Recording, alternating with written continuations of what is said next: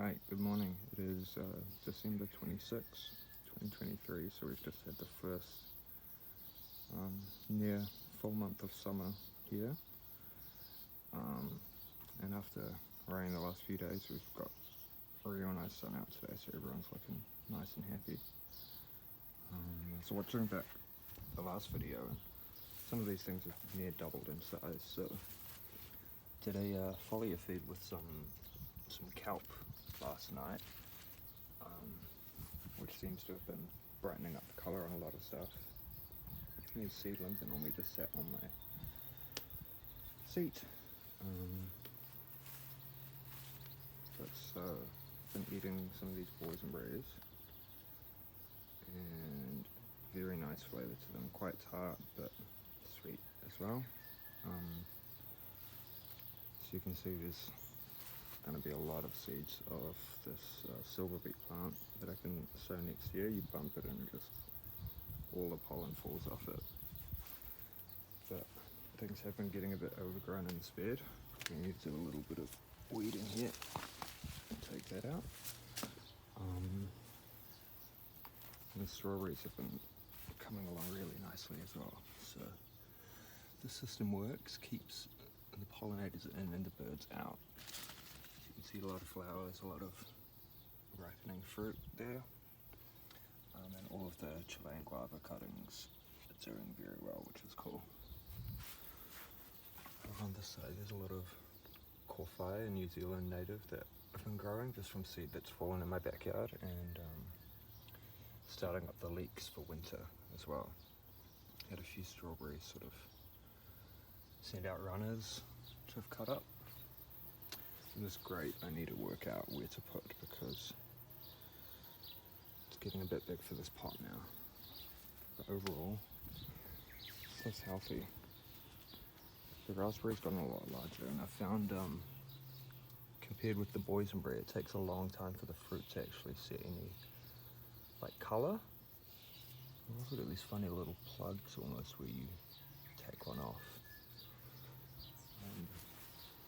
The lemon is still shooting out heaps of growth, and I've been fertilising and watering it a lot more, which seems to have done it some good. By far the healthiest cucumber I've got. It's got a few different runners here. And yeah, climbing really happily. No harvestable fruit yet, but later in the season that one's going to be going crazy. And these ones, while they're not doing as nicely, the plants themselves, they have set fruit. This is the market more. So this dwarf tomato is nice and stocky. I reckon once those flowers have got fruit on them, it's going to be going crazy. And over here I've just got some seedling trays soaking in water. I've got a bunch of Manuka Lepidopterosporum seeds. I'll be sowing these. I just pulled up all the runners from the raspberry, and even the ones without decent roots have set, bounced back really nicely. So they look super healthy. Pulled out all of the spinach that was bolting here, and I've replaced it with silver beet for next season. This courgette zucchini has got a few babies on it, so I'll be picking those in the next couple of weeks. This catnip my cat has been absolutely loving lately. I think I forgot to show off these cactus last video. Which I've also been hitting the foliar feed of kelp from Seacliff Organics, and these have been crawling with spider mites for a year just about. I'd hoped the frost would kill them, and it did not, but I got some Bovera bassiana fungal spores from Seacliff, and maybe 2 or 3 applications seems to have pretty much taken out a lot of the pests here, which is good. Started getting mealybug elsewhere on the property, so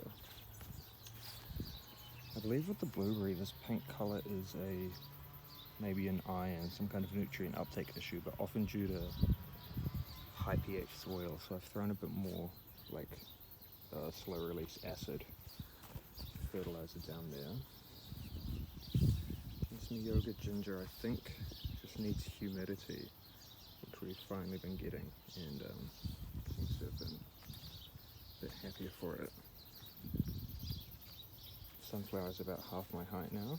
I'm not too sure at what point they start to flower. It almost looks like a wee bud there, but I haven't grown these since I was a kid, so who knows.